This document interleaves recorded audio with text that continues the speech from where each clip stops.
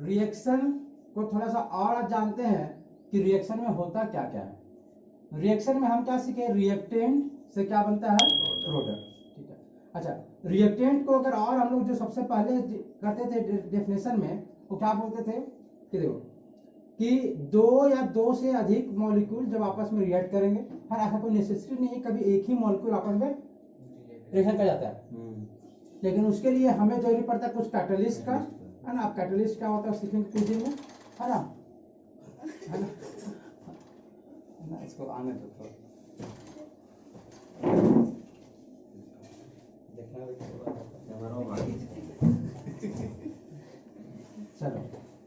देखना, चलो हो गया, रिकॉर्ड हो रहा है वहां। हाँ क्या बोले कि इसमें हम क्या बोलते हैं कि कभी दो या दो से अधिक कंपाउंड आपस में रिएक्ट करते हैं, क्या बनाते हैं कुछ नया सा।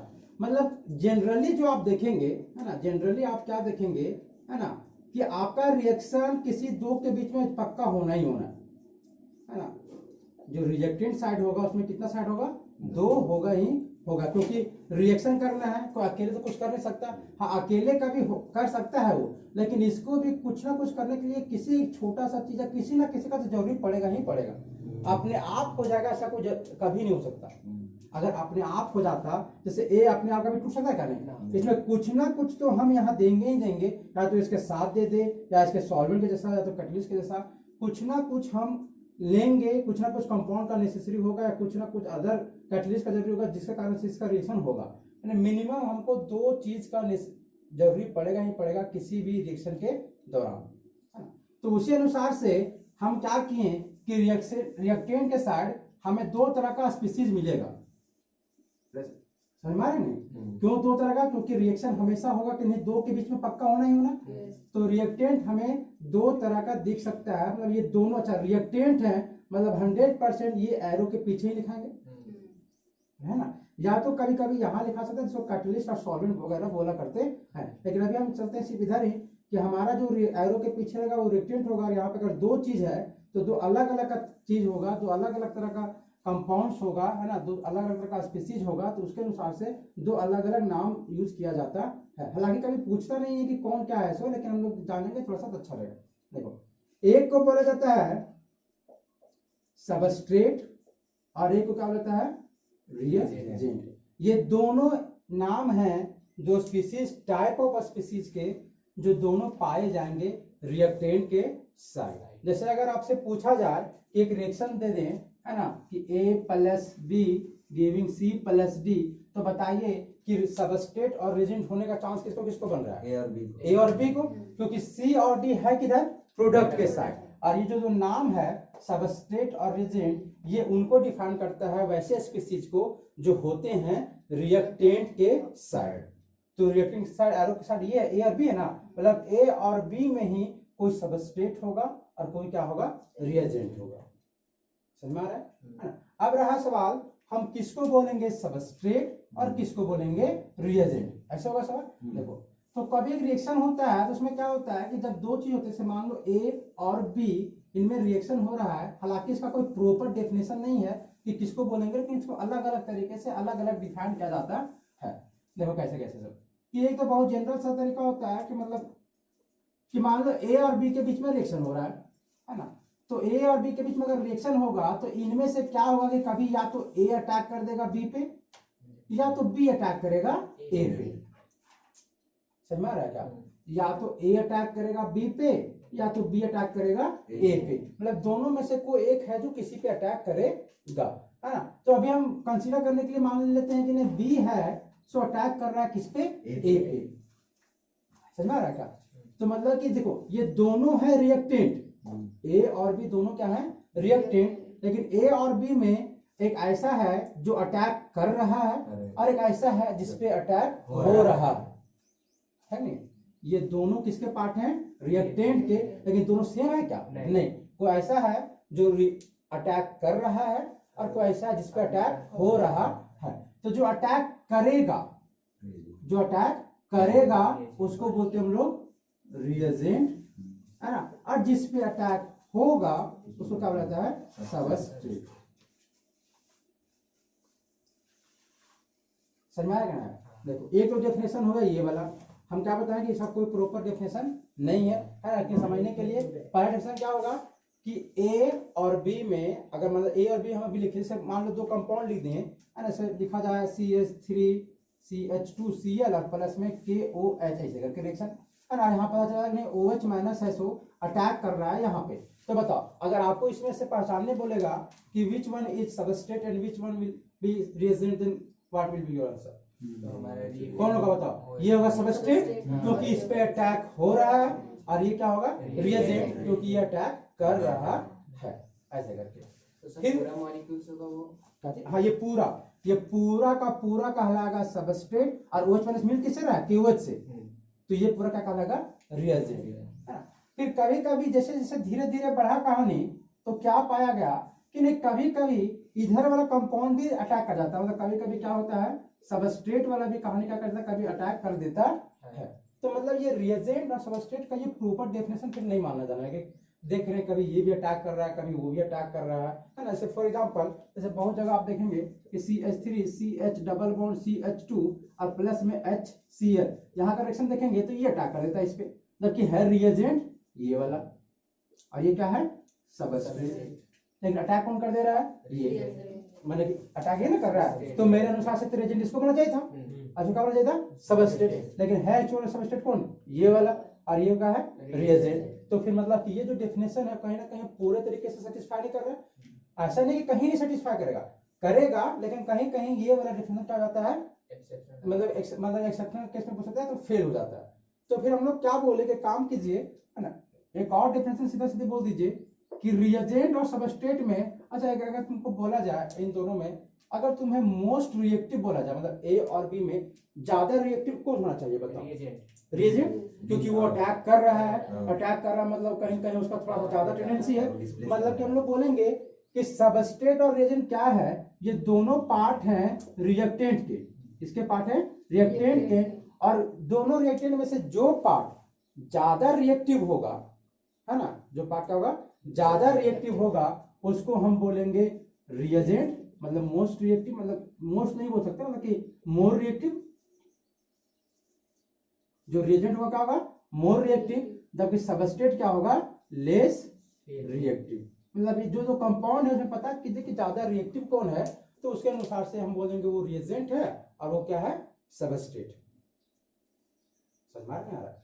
हमको पहचानना कभी नहीं है कि कौन है सबस्ट्रेट कौन है रिएजेंट, नहीं पहचानना कोई जरूरी नहीं। कभी कोई पूछ देगा तो सबसे पहले तो जिस पे अटैक होगा, जिस पे अटैक नहीं होगा सो ये कभी बात बोला जा सकता है, या तो ऐसा कि नहीं जो ज्यादा रिएक्टिव होगा उसको क्या बोलेंगे? रिएजेंट, और जो कम रिएक्टिव होगा उसका बोलेंगे सबस्ट्रेट, ऐसे करके है ना। या तो एक और जनरल सा तरीका होता है कि जनरली हम ये क्या बोल रहे हैं, जनरली ये भी हो सकता है कि मान लीजिए दो कंपाउंड है ए और बी, देखो लिखने का तरीका क्या होता है, देखो ये दोनों रिएक्टेड है ना, देखो इसमें से एक पहले लिखा गया है, क्या लिखा गया है बाद में, है ना।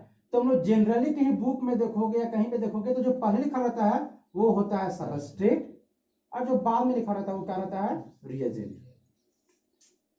समझ आएगा? ये जनरली का बात कर रहे हैं, ये हालांकि हमारे मन का बात है ना, कि हम चाहेंगे तो रिएजेंट को पहले भी लिख सकते हैं, इसको बाद में लिख सकते हैं, लेकिन जनरली किसी बुक में या तो जनरली कहीं पे आप देखिएगा तो जो पहले लिखा रहता है वो क्या होता है? सबस्ट्रेट, और जो बाद में वो क्या होगा? रिएजेंट। समझ में आ रहा है? और तो और जो हमारा सबस्ट्रेट होगा वो जनरली ऐसा कंपाउंड होगा जिसमें कार्बन होगा। जैसे अगर जैसे दो कंपाउंड है ना, इसमें देखो ये कंपाउंड का है कार्बन से बना हुआ है, इसमें कार्बन है क्या? नहीं। अच्छा इसमें भी कार्बन हो सकता है, ऐसा नहीं बोल नहीं हो सकता है, लेकिन जनरली अगर बात किया जाए तो वैसे कंपाउंड जो तुम्हें लार्ज दिखेंगे या जिसमें कार्बन दिखेगा वो क्या होता है? सबस्ट्रेट, और जो स्मॉल सा दिखेगा बाद में लिखा रहेगा है ना, वो क्या कहलाता है? रिएजेंट। ऐसे करके तो ऐसे करके क्लासिफिकेशन होता है किसी सबस्ट्रेट और रिएजेंट का। ये कभी नहीं पूछेगा एग्जाम में आपको, लेकिन एक कॉमनली यूज होता है सबस्ट्रेट रिएजेंट ऐसे करके बात है ना, तो कोई दिक्कत नहीं है इसमें। नहीं, ये जब दिक्कत नहीं हुआ, ऐसा तो लिखा था ही नहीं है ना, ऐसा तो लिख के मिलेगा ही मिलेगा। ज्योमेट्रिकल का बना रहे हैं ना, थोड़ा सा लेट हो गया, वैसे 10 दिन का और था, मैं समय दे दूँ। आज 21 हो गया ना, बस 9 दिन का, उसके बाद फिर प्रॉपर तरीके से बहुत अच्छा से तुम लोग को पूरा केयर करेंगे ना। तो अभी थोड़ा सा अपना भी हो जा रहा है, इसी कारण से ये दिक्कत हो जा रहा है ना, नहीं दे पा रहे हैं बहुत ज़्यादा। तो फिर मिलेगा असाइनमेंट मिलेगा, DPP मिलेगा, सब मिलेगा तुम लोग को है ना, डेली क्वेश्चंस मिलेगा है ना, आपको सॉल्व करके आना है ऐसे वैसे ना, क्या उसमें तो मेरे पास थोड़ा टाइम ही टाइम होगा, चलिए तो सीखते हैं अब हमें रिएजेंट के बारे में, है ना। किसके बारे में सीखेंगे? रिएजेंट के बारे में। ये क्या होता है? वो सबस्टांस जो मोर रिएक्टिव होगा। अच्छा, मोर रिएक्टिव कहने का मतलब है कहीं ना कहीं इसमें कुछ गड़बड़ी होगा। जैसे अगर आपसे बोला जाए कि CH4 है ना और CH3+, बताइए इन दोनों में से ज्यादा रिएक्टिव कौन होगा? CH3+। CH3+। क्यों? Unstable। क्योंकि अनस्टेबल है। और ये क्या है? अस्टेबल है। भैया जो अनस्टेबल होगा वो चाहेगा कि हम जल्दी स्टेबल बने, और जल्दी स्टेबल बने तो आपको जल्दी रिएक्शन करना पड़ेगा, और अगर आप जल्दी रिएक्शन कर दिए तो मतलब आप ज्यादा रिएक्टिव हैं। मतलब रिएजेंट में जितना भी होगा ना उसमें कुछ ना कुछ तो अनस्टेबिलिटी वाला बात होते रहेगा। समझ में आ रहा है? मतलब जितना भी रिएजेंट होगा, जितना भी टाइप होगा, उसमें कहीं ना कहीं कुछ ना कुछ वो अनस्टेबल जैसा बिहेवियर शो करेगा। मतलब जितना भी अनस्टेबल है, मतलब ये वाला जो पार्ट है ये कहीं ना कहीं एक रिएजेंट में कैटेगरी में लाई करेगा। अच्छा बताओ, Cl- ये भी अनस्टेबल है, मतलब ये भी किसमें पार्ट करेगा? रिएजेंट में, है ना। अच्छा, ऐसे अगर एक बहुत अच्छा एग्जांपल लिखे, जैसे BCl3, बताओ BCl3, ऐसे एक एग्जांपल है। बताओ ये क्या है? स्टेबल है कि अनस्टेबल है? अनस्टेबल है। अच्छा कैसे?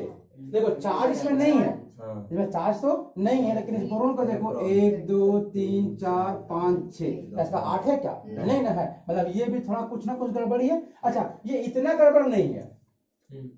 अरे इसका और इसका कंपेयर किया जाए तो सबसे खराब कौन? ये, क्योंकि इसमें साफ साफ दिख रहा है कि तुम खराब हो, तुम अनस्टेबल हो, पॉजिटिव चार्ज तुम पे है, लेकिन इसमें भी कमी है, लेकिन छुपा दिया है। अरे इसके पास भी ना 6 इलेक्ट्रॉन है, देखो 1 2 3 4 5 6, लेकिन ये दिखा रहा किसी को क्या कि पॉजिटिव देखे कि नहीं मेरे पास देखो कमी है सो, लेकिन इसके पास भी दुख है, इसके पास भी दुख है, मतलब ये भी अनस्टेबल है, ये भी अनस्टेबल है, लेकिन ज्यादा अनस्टेबल ये मतलब, लेकिन ये भी किसी भी तरह का अनस्टेबल तो हो गया ना, तो ये भी किसमें ला करेगा? रिएजेंट में। अच्छा, उसी तरह अगर CH3 पर एक रेडिकल, ये भी अनस्टेबल है क्योंकि इसके 7 इलेक्ट्रॉन होगा, ये भी किसमें ला करेगा? रिएजेंट में। समझ में आ रहा है? अच्छा, अगर H पॉजिटिव का बात करें, ये किसमें क्या स्टेबल क्या अनस्टेबल? अनस्टेबल, मतलब ये इसमें ला करेगा। अच्छा बताओ, अगर हम बोले CH3 और CH3, ये बताओ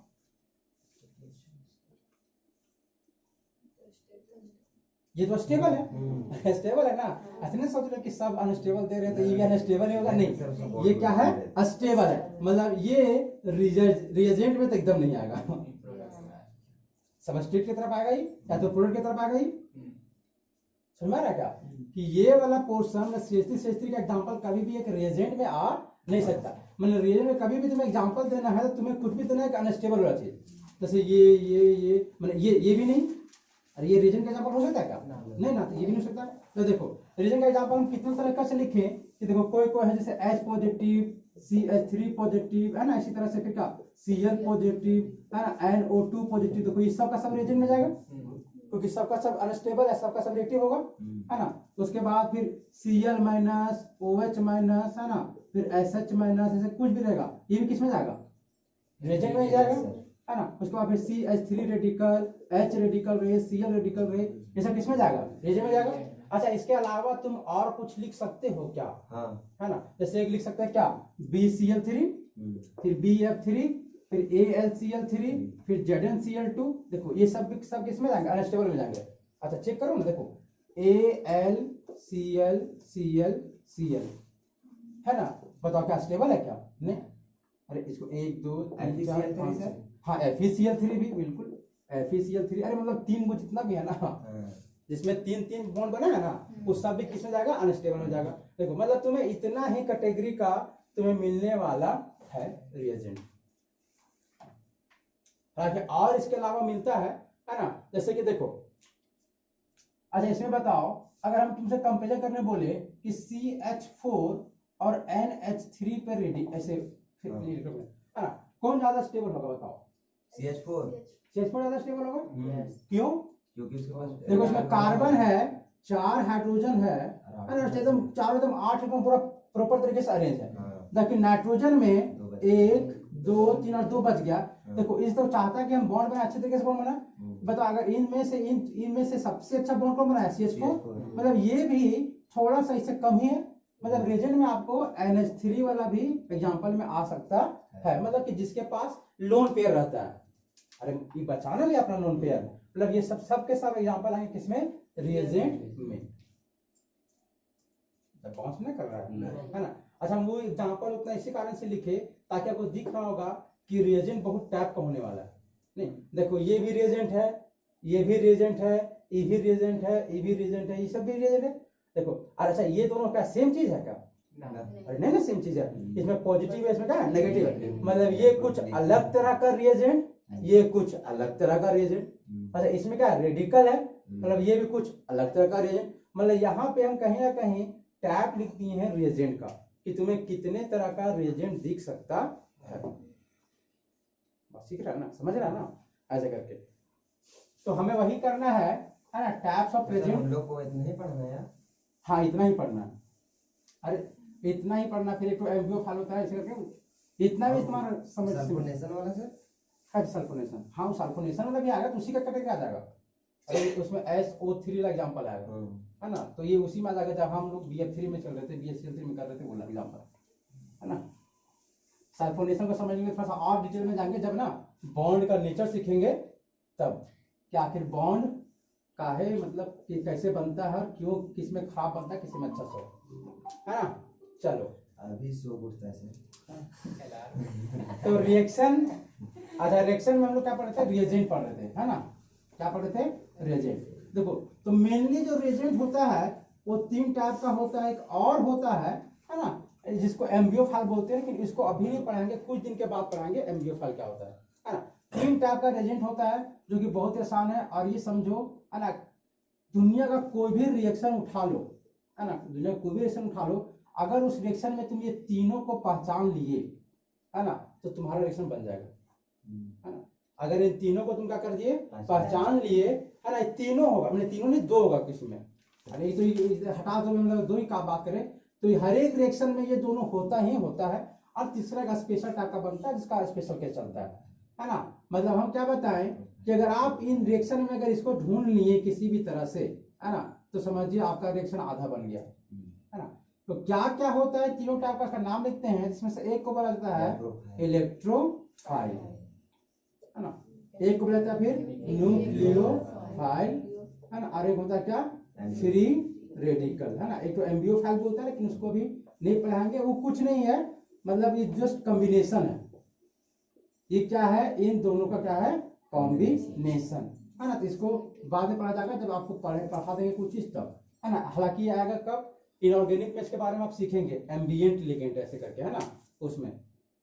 लेकिन अभी हमें इन तीनों पे ज्यादा फोकस करना है, न्यूक्लियोफाइल, इलेक्ट्रोफाइल, क्रिटिकल।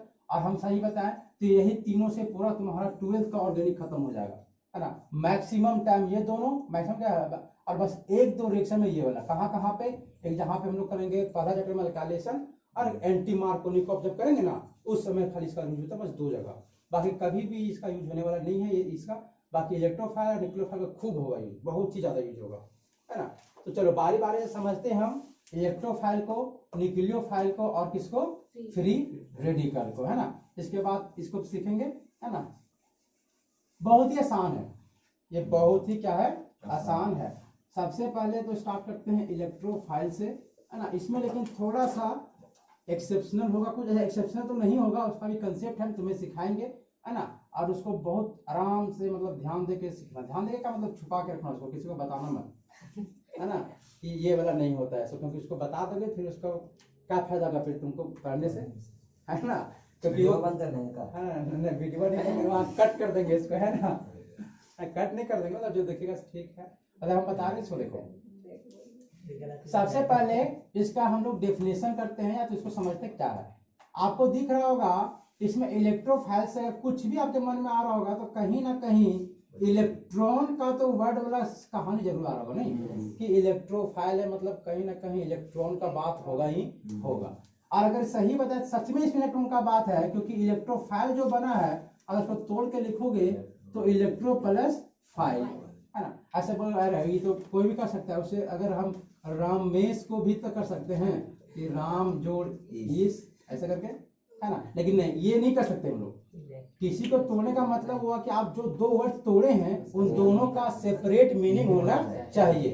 ऐसा नहीं कि किसी को तोड़ सकते, जैसे आप बोलेगा मैन, कि मैन है ना, क्या माना, मून मान लो, मून है ना, कि मून मान लो, है ना, ऐसे करके आप बोलोगे नहीं कि एम ओ प्लस ओ है, अच्छा आप नहीं कर सकते है ना कि मो प्लस क्या ओ, ऐसे नहीं कर सकते। आप इसको कब एसोसिएट कर सकते हैं, जब दोनों का अलग अलग मीनिंग निकलना चाहिए। तो इलेक्ट्रोफाइल को हम तोड़े हैं, इसको इसलिए कारण से तोड़ पाए क्योंकि इलेक्ट्रो जो लिखे हैं वो कहीं ना कहीं हमको एक अलग सा मीनिंग दे रहा है, और वो किसको बता रहा है, इलेक्ट्रॉन को। और फाइल बताता है किसी भी चीज को चाहना, या तो इसको हम लोग बोलते हैं लवर, है ना, कि मतलब कि फाइल क्या है, एक तरह का वर्ड है, या तो एक तरह का सिनोनिम्स है, जैसे ना पर्यायवाची शब्द, है ना। तो जो लवर को या तो चाहने वाला को हम लोग मतलब क्या बोल सकते हैं, इसको फाइल बोला जाता है। तो देखो, तो जो इलेक्ट्रोफाइल है वो मतलब कि जैसे अगर मान लो कि ये एक, अगर हम क्या बोलते हैं, एक लड़का है, तो क्या किसको चाहता है बताओ, लड़की को, है ना, मतलब कि गर्ल्स को, है ना। और गर्ल्स को अगर चाहता है तो मतलब क्या होगा, ये होगा GIRL, गर्लो, मतलब गर्ल को, फिर PHILE, फाइल, गर्ल को चाहने वाला, है ना। अच्छा तुम लोग बोल सकते हो किसी को, कहाँ से कमरे से नाम रख देंगे।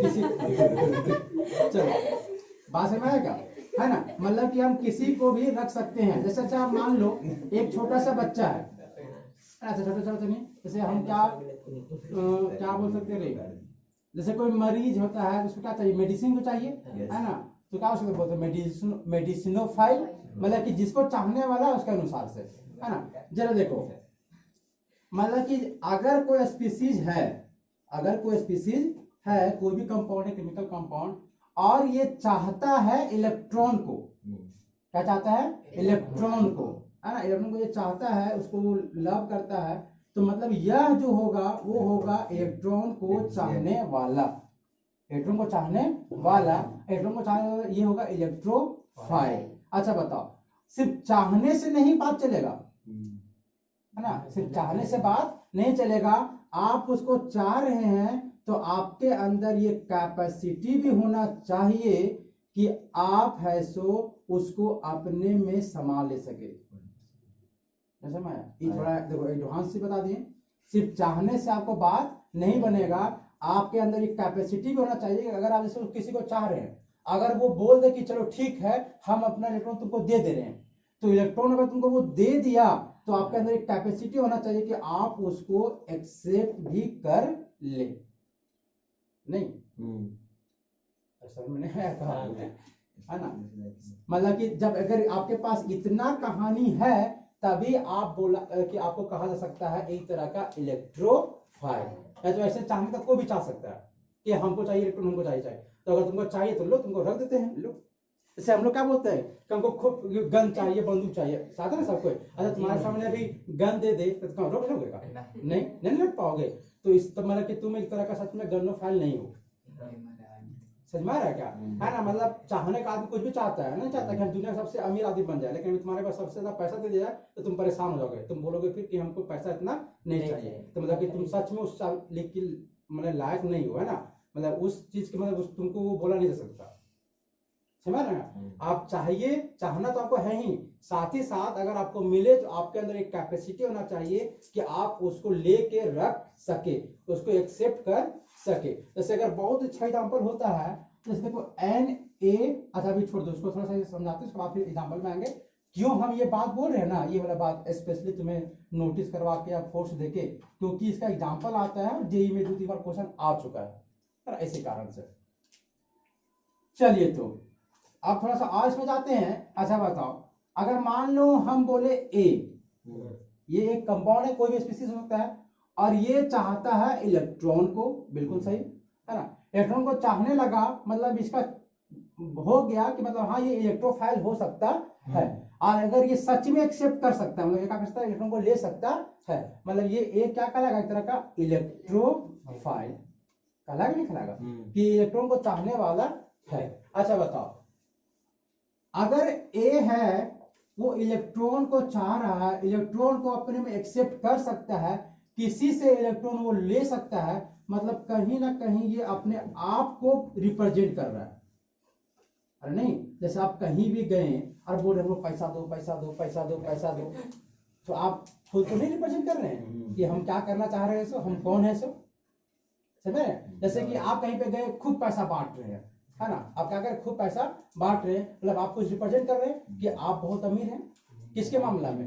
पैसे के मामले में, है ना। उसी तरह से ए क्या है, ए कहीं भी जा रहा है, बोल रहा है हमको इलेक्ट्रॉन दो, हमको इलेक्ट्रॉन दो, इसको इलेक्ट्रॉन मिल रहा है तो रख भी ले रहा है, मतलब ए कहीं ना कहीं बता रहा है कि मेरे पास इलेक्ट्रॉन का कमी है।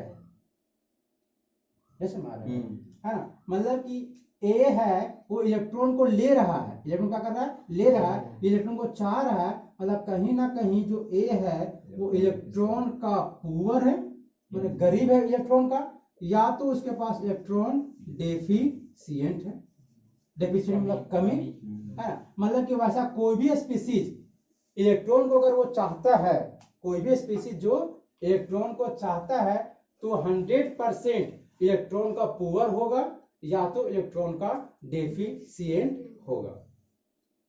बस में रहेगा, है ना। अब चलिए एग्जांपल देखते हैं। जैसे मान लो कि CH4, ये अगर आपसे पूछा जाए क्या ये इलेक्ट्रोफाइल है, नहीं, हमसे पूछा जाए क्या ये इलेक्ट्रोफाइल है, अच्छा इसको इलेक्ट्रोफाइल है या नहीं, ये कब पता चलेगा कि जब ये इलेक्ट्रॉन को लेगा। अच्छा इलेक्ट्रॉन को लेगा कब, जब CH4 के पास कमी होगा।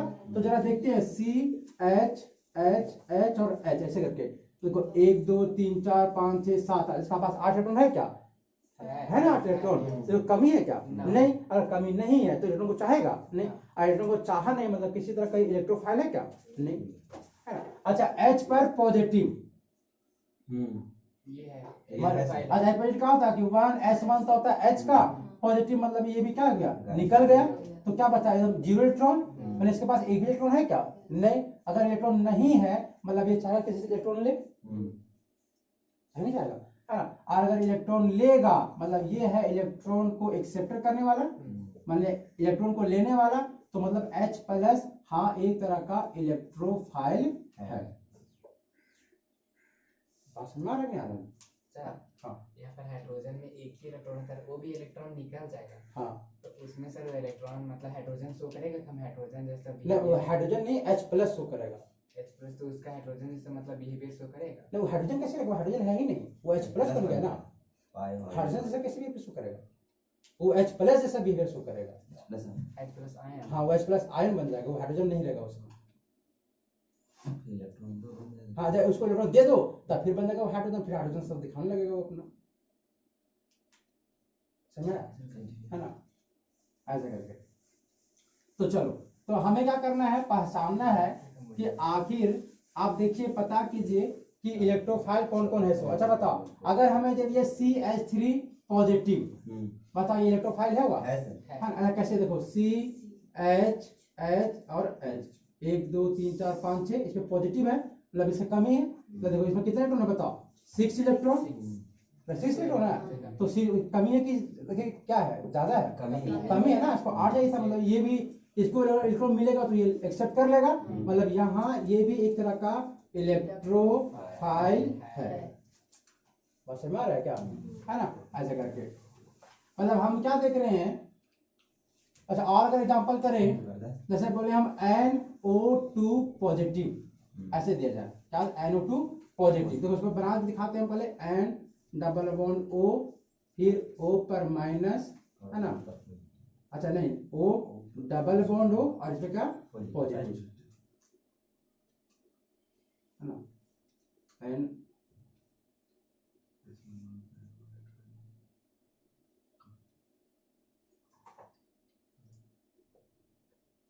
अरे मैंने ऐसे जाएगा ना, ये जरूर ये भी एक तरह का इलेक्ट्रोफाइल है ना, ऐसे होगा, ठीक है, NO2 बन गया ना। चलो तो ये बताओ ये इलेक्ट्रोफाइल है कि नहीं है, बिल्कुल है ना, क्योंकि इसमें क्या चाहिए, पॉजिटिव चार्ज, लेकिन इसका 1 2 3 4 5 6 7 8 तो है, इसका 8 नहीं है, 8 है ना, देखो तो NO2 इसीलिए नहीं है क्योंकि देखो NO2 जो हम छापे थे वो ऐसे नहीं बनता, वो NO2 बनता है एंड एक कोऑर्डिनेशन बॉन्ड ऐसे कर ऐसे बनता है, ये पॉजिटिव, हाँ, तो इसी कारण से देखो 1 2 3 4 और कहा 5 6 मतलब अभी डेफिशिएंट है तो